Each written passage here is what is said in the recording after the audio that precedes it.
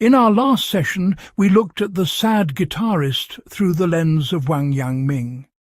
We learned that anxiety often stems from a gap, a canyon between what we know and what we actually do. We learned that action is the completion of knowledge. But for many of you, that message might have felt like a heavy weight. You might be thinking, I'm already exhausted. I'm already trying so hard to fix myself. How can I possibly do more? Today, we go deeper. We turn to the foundational wisdom of the Tao Te Ching and the teachings of Laozi. If Wang Yangming taught us how to move, Laozi teaches us how to flow. If the cure for overthinking is action, the cure for the exhaustion of anxiety is Wu Wei, often translated as non-doing, but more accurately understood as effortless action. In our modern world, we are obsessed with doing. We equate our worth with our productivity, our struggle, and our grit. When we feel anxious, our first instinct is to fight it. We try to solve the anxiety. We try to conquer our fear. We treat our own minds like a battlefield. But Laozi suggests a different path. He tells us that the more we struggle against the water, the more we drown. The secret isn't to swim harder. It's to learn how to float. To understand Wu Wei, we have to look at Laozi's favourite metaphor, water. Laozi said, "Nothing in the world is as soft and yielding as water. Yet, for attacking what is hard and strong, nothing can surpass it." Think about a river. It doesn't try to reach the ocean. It doesn't have a 5-year plan. It doesn't sit in the mountains worrying about the rocks in its path. It simply follows the path of least resistance. When it hits a boulder, it doesn't try to smash through it. It flows around it. Yet, over time, that soft water can wear down the hardest granite. Anxiety is often a boulder in your mind. Most of us spend our entire lives trying to push the boulder out of the way. We think, if I can just fix this one thing about myself, then I will be at peace. But the very act of trying to be at peace is a form of tension. It is the opposite of peace. Laozi calls this purposeful action, acting from a place of ego and desire. Wu Wei is the opposite. It is acting in harmony with the Tao, the natural flow of existence. When you practice Wu Wei, you aren't being lazy. You aren't sitting on the couch doing nothing. Instead, you are acting without friction. Imagine a professional athlete or a master musician in a state of flow.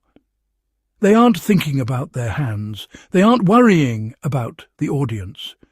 They have practiced so much that the action happens through them, not by them. That is Wu Wei. That is the true you coming to the surface because the ego has finally gotten out of the way. The sad person in the painting we've been looking at is often sad because they are exhausted from the friction of life. They are trying to be someone they aren't. They are trying to control things they cannot control. They are holding on to a version of the world that doesn't exist. Laozi's remedy is radical. Let go. He said, practice non-action, work without doing, taste the tasteless. What does this mean for your anxiety? It means that instead of trying to fix your anxious thoughts, you simply observe them.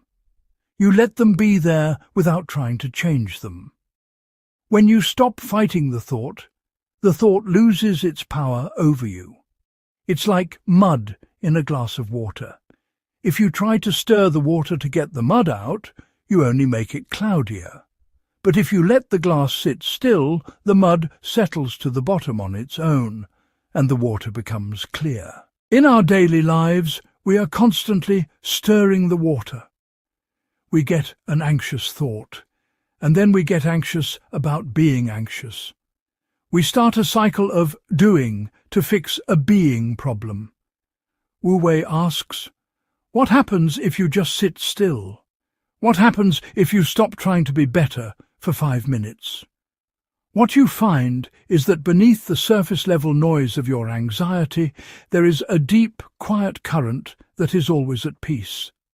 That is the Tao within you.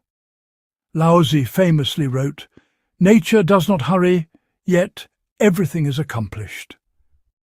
Consider a tree. It doesn't hurry its growth. It doesn't stress about whether it will have leaves by springtime. It simply exists in its nature. Human beings are the only creatures on earth that try to be something other than what they are.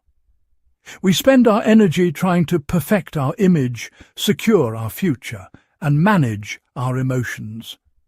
This hurry is the root of our modern malaise. When we apply Wu Wei to the true you, we realize that the true you isn't something you have to build or manufacture. It's not a project. It's not something you find at the end of a long journey of self-improvement. The true you is what is left when you stop trying so hard to be someone else. It is your uncarved block, your pew. In Taoism, the uncarved block represents our natural, simple state before society, expectations, and anxiety started carving us into specific shapes. So, how do we practically apply non-doing to a life filled with bills, work, and responsibilities? It starts with the concept of yielding. In martial arts like Tai Chi, which is rooted in Taoist philosophy, if an opponent pushes you, you don't push back. If you push back, you create a collision of force. Instead, you yield. You move with the force, redirecting it. When an anxious thought hits you, perhaps a fear about your income or your future, don't push back with logic or positive thinking. Yield to it. Say, "Okay, this fear is here. I feel it in my chest. It is a part of this moment." By yielding, you stop the collision. You stop the friction. And in that space of non-resistance, you find the clarity to know what the next effortless step is. Laozi tells us, "He who acts spoils it. He who grasps loses it." This is the great paradox of healing. The more you grasp for happiness, the further it flees. The more you act to destroy your anxiety, the more you nourish it with your attention. The winking Apollo knows this secret. He knows that life is a comedy of errors until you stop trying to be the director of the play and just start being an actor in it. This week, I want you to experiment with the art of leaving things alone. Pick one area of your life where you have been struggling, pushing and doing to the point of exhaustion. For just one day, practice Wu Wei in that area. If it's a difficult relationship, stop trying to fix it. If it's a project at work, stop over-analyzing it. If it's your own mental health, stop working on yourself. Instead, act only when the movement feels natural. Speak only when the words come without force. Be like the water. Flow around the rocks. Do not mistake this for passivity. It takes a great deal of strength to be soft. It takes a great deal of courage to trust that life will happen without your constant interference. As we conclude part 3, we have moved from the mind of the first video to the action of the second, and now to the flow of the third. We are beginning to see a map of the true you, a person who is grounded in their own mind, who acts with sincerity, but who never loses the ease of the natural world. In our next and final part of this series, we will bring all these elements together. We will look at how to live as a sage in the city, how to keep this ancient peace while living in the chaos of the modern world. We will learn how to be the uncarved block, even when the world is trying to carve us. Until then, remember, you don't have to carry the river. The river is already carrying you. Just let go of the banks and flow.